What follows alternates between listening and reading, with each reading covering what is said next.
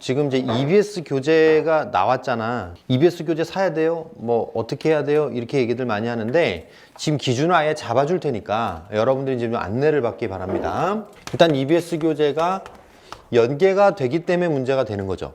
EBS 교재는 두 가지가 있어요.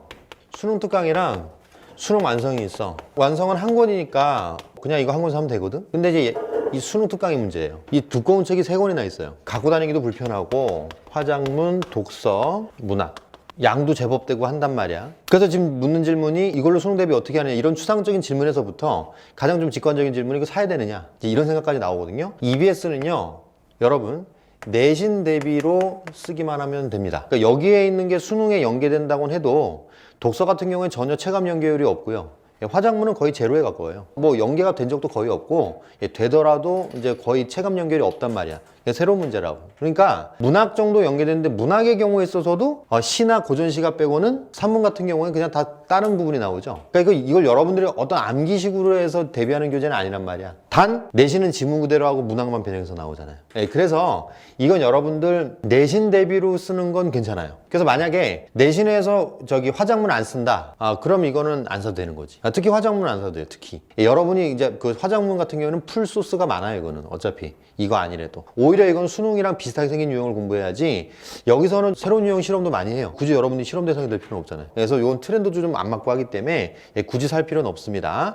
지금 문학이 좋다 나쁘다를 떠나서요, 이거 한 권을 다 풀기에는 시간이 좀 제한돼 있거든. 독서와 문학은 안 살 수가 없을 거예요. 특히나 이런 학생이라면. 아니 갑자기 6월 7월 달에 와가지고 그런다니까, 쌤 저 수능 특강 사야 되나요? 이래 그때 와서. 그럼 이제 그때까지 불안했다는 얘기잖아. 그러니까 불안감 해소용으로는 사는 거야. 그냥 안 풀면 불안하거든. 그럼 사는 거야. 근데 안 비싸. 별로. 두 개 합치면은 12,000원인가 3,000원인가 뭐 그런데 고3으로서 그냥 내는 세금이다, 뭐 요 정도라고 생각하고 그 정도에서 사는 건데, 다시 한번 중요한 거, 돈이 중요한 게 아니라 여러분한테 가장 지금 중요한 자원은 시간이야. 시간이란 자원을 쓰느냐 마느냐가 되게 중요하잖아. 요거는 어떤 용도로 쓰느냐, 지문 훈련용으로 쓰는 거예요. 다행히 수능 특강 지문이 그 독서 지문이 긴 경우가 되게 많아요. 긴 지문 연습용이죠 뭐. 물론 수험적으로 설계된 지문은 아니에요. 그러니까 어떤 책에 있는 걸 거의 다 긁어온 경우가 대부분이기 때문에 잘 읽히거든. 평가 문제도 풀어봤지만 안 읽히죠. 안 읽히게 설계가 되는 건 쌤이 맨날 분석해주죠. 그렇죠? 근데 이건 그렇진 않아요. 그래도 덩치 큰 지문들 연습하는 용으로는 괜찮아.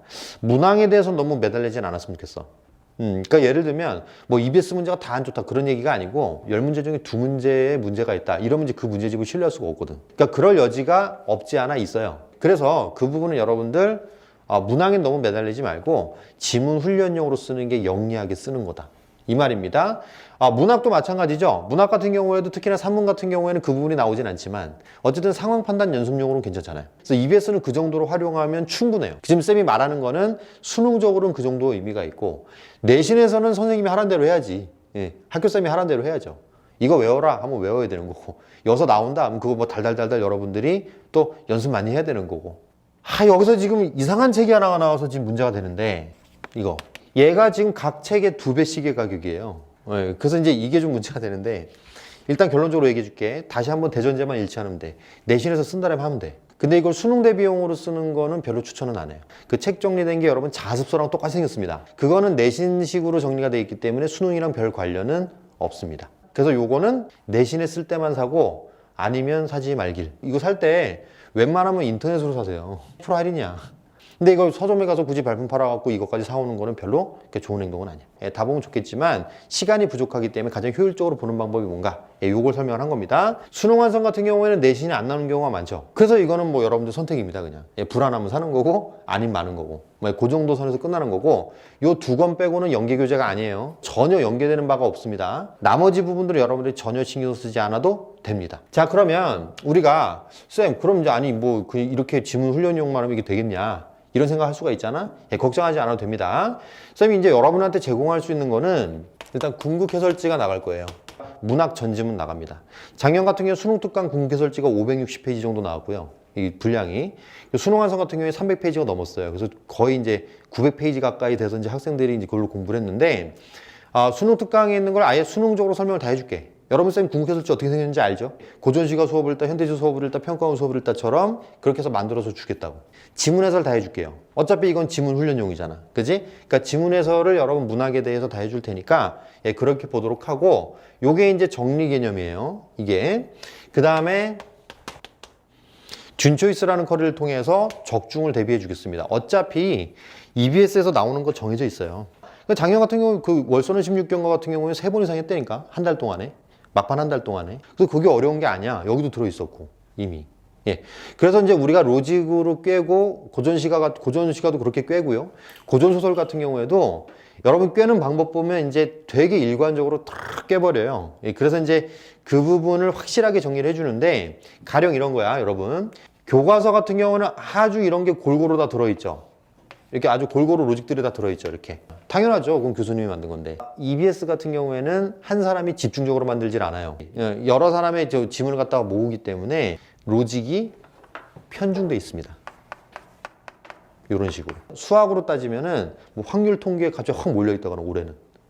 내년은 뭐 기백에 몰려있다거나 이런 식으로 돼 있는 거야. 그럼 여러분이 봐도 그렇고 내가 봐도 그렇고 올해 무슨 로직이 나올지는 알 것 같아. 작년에 월서는 16경을 그렇게 찍은 거야. 이 고전시가에서 로직이 이쪽으로 몰려있어, 올해 보니까. 아, 이쪽 작품들이 나오겠구나. 역시 6월달 한번 보여주더라고. 9월달에 다시 한번 보여줬어요. 올해 이거 낼 거다. 그럼 그 로직 안에 들어있는 거를 골라낸 게 월서는 16경과였던 거죠. 좋은 교재는 아니야, 사실은. 로직이 몰려있으면 좋은 교재는 아니지. 하지만 수험적인 차원에서는 우리 입장에서는 좋은 거야. 대비하면 되니까. 준 초이스에서 여러분들 작품 정리하는 게 포인트가 아니라 작품 정리도 해야죠. 그죠? 그것보다 더 중요한 포인트는 이 로직이 많이 들어있다는 걸 보여주는 거예요, 여러분한테. 그럼 나중에 파이널 때에는 다른 산문에서 다른 지문이라 하더라도 그 로직이 들어가 있는 걸 계속 연습을 하는 거죠. 반복적으로. 여기서 그 부분이 나와도 좋고 나오지 않아도 그 로직이 나오면 그냥 풀어버리는 겁니다. 고전소설 같은 거 그렇게 정리해요. 여러분 생각한 것보다 상당히 일관되게 여러분이 아는 로직으로 다 정리할 겁니다. 그 다음에 이제 현강자료로는 나비밤이 나가요. 나비밤은 전수 변형이에요. 전수 변형. 여러분 사실 필요한 게 내신에서 변형 문제잖아. 수능형 내신이 문제잖아요. 그래서 수능적 차원에서 쌤이 줄 수 있는 걸 다 주는 거예요. 그래서 모든 지문이 관련된 지문들을 뭐 지문도 아예 그 뭐 구성도 변형된 것도 있고 이렇게 해서 여러분한테 제공이 될 거예요. 파이널에서도 진행을 해야죠. 파이널은 아주 다차원적으로 진행을 하죠. 그렇죠? 이거는 이제 아예 아까 말했듯이 그 로직을 갖다 다른 지문에다가 다른 작품에다가 적용을 해서 막 만들기도 하고 여러 가지로 만듭니다. 이제 우리가 그걸 분석을 해서 그거 분석 시간은 어렵진 않아요. 우리가 지금 이미 로직 목록이 다 있기 때문에 그거 가지고 여러분들한테 계속 연습을 시킬 거고 이 부분은 수능에서 가장 어려운 유형 위주로 연습을 할 거예요. 그리고 실전적인 부분, 그리고 이제 나왔던 유형뿐만 아니라 나올 수 있는 유형까지 연습을 시키는 거, 이 얘기고요.